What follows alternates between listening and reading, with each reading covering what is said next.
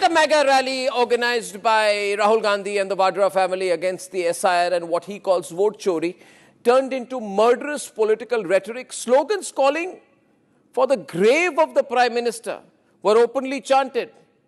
Can a party wish death on the Prime Minister of India and call it public anger? Well, a top Congress leader, a district president of the Jaipur Women's Congress, Manjulata Meena, specifically chanted, saying, Modi teri kabar khudegi, aaj nahi to kal khudegi. Please listen to this, please. Modi teri kabar khudegi, aaj nahi to khudegi. Deliberate and repeated call for violence against the Prime Minister. Ladies and gentlemen, this is the lowest of the bar of our politics, where you turn to abuse, calls for violence, and a threat to the life of the Prime Minister. Now, why would Rahul Gandhi be so frustrated that he would ask his top leaders, his leaders, to call for either a physical attack or violence on the Prime Minister and calls for death to the Prime Minister of India, the most popular, the most loved political leader of the country? Now, Rahul Gandhi is down to this.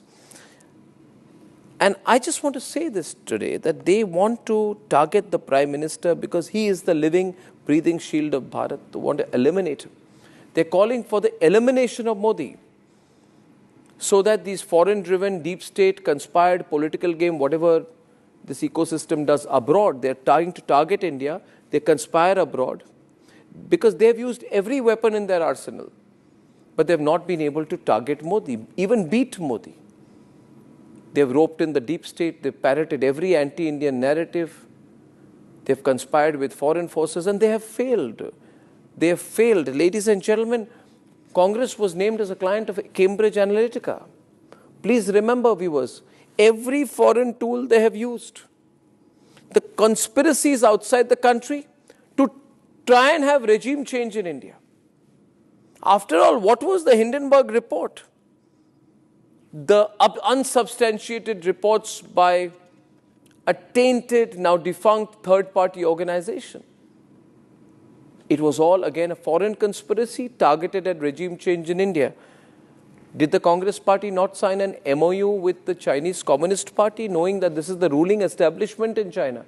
Knowing that if you sign a deal, Sonia and Rahul, why did they sign that agreement, which today they can't even own up to?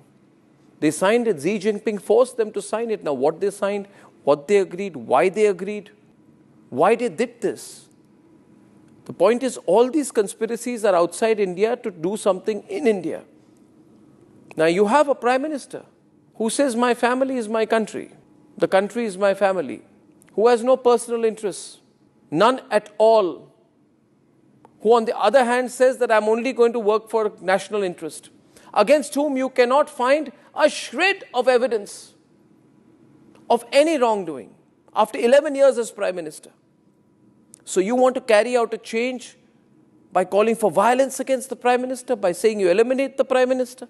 Viewers, please note everything that's going on. Remember Soros, deep state, every word I have said. Remember it again when you hear these words. Modi teri kabar khudegi, aaj nahi to kal khudegi. Why are they saying that they want to eliminate the Prime Minister? Because Soros would love to see Modi out of power.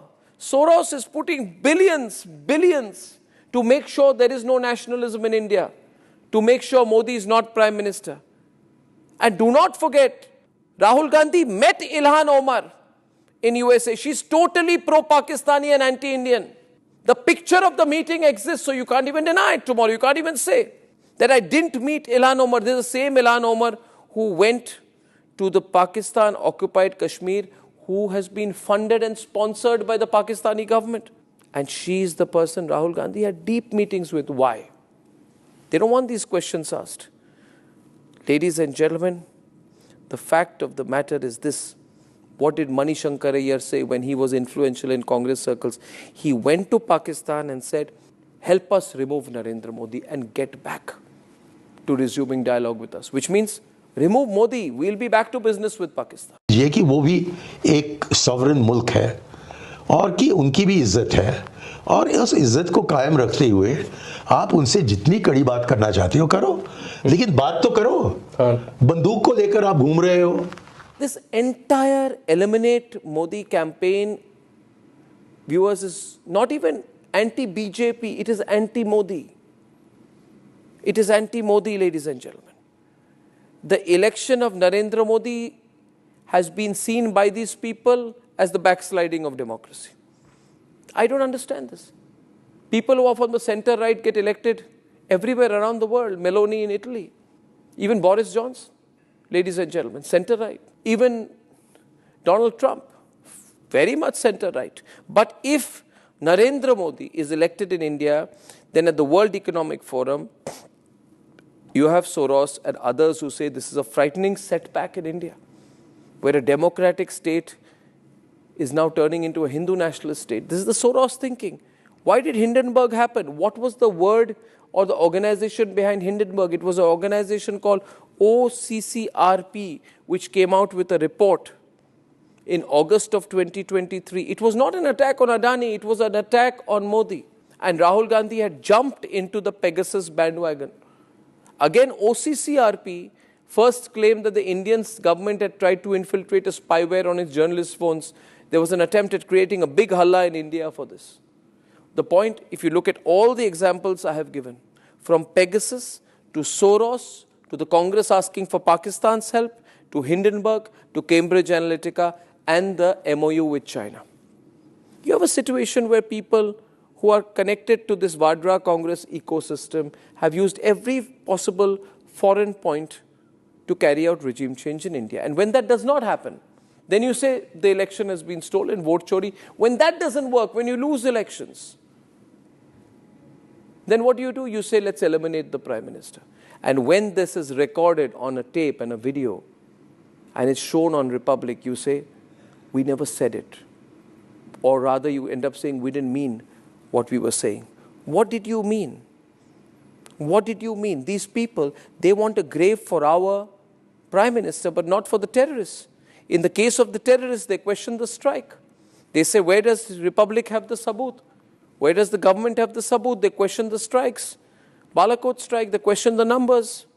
Governor कहते थे, उसके बदले में आप बालाकोट में हमला किया, सारे देशवासियों के अंदर एक जोश पैदा हो गया कि हमारे देश बदला ले रहे हैं, लेकिन उसके बाद हमें कोई जानकारी नहीं मिला, क्या हुआ ना हुआ कोई जानकारी नहीं मिला। हमें चश्मदीद गवाह के साथ ये देख पाए हैं कि हमारे एक MiG-21 को वहां क्रैश होने देखा, हमारे एक C-17 हेलीकॉप्टर को हम लोग तबाह होते देखा फ्रेंडली फायर में, उसमें 6-7 हमारे एयर पर्सनल उनको हम शहादत होते हुए देखा। कहे गए थे कि पाकिस्तान के F-16 को मार गिराया, पता नहीं कहां गिराया, और बालाकोट में असलियत क्या हुई पता नहीं। And they wish death upon our Prime Minister. And we just are supposed to sit here and not question these people. The point is the Congress and the Vadra family is so entitled. They've had birthday parties on aircraft carriers when they were kids, these people. And pictures were taken of birthday parties on aircraft carriers. And they to be displayed that this is how entitled we are. They thought they were the royal family of the country, who would have birthday parties on aircraft carriers with admirals standing in attendance. And now the people of India have said, no more of that dynasty, take it away. So you say vote chori, you say eliminate the Prime Minister. Ladies and gentlemen, these are the people who shed tears when Afzal Guru was hanged. Now Shashi Tharoor every day is indirectly putting a job application to join the BJP every day. BJP should remember, same Shashi Tharoor, same Congress ecosystem said the hanging of terrorist Afzal Guru was wrong. When Shashi Tharoor puts his application, job application, to switch political sides, let him also say there that he had said that the hanging of Afzal Guru was wrong. The point is, ladies and gentlemen, the same thinking makes Mallikarjun Kharge say today that Operation Sindoor is chut-put war. They will say all this. They'll call for the elimination of the Prime Minister. My dear viewers, sometimes words reveal a lot. Sometimes body language does. Sometimes slogans do. This is a classic case of all three coming together. We cannot look aside when such calls are made. We must ask the Vadra Congress, if you've lost, it's your problem. You have no right at all to use these words or have this intention about the democratically elected Prime Minister of India, Narendra Modi.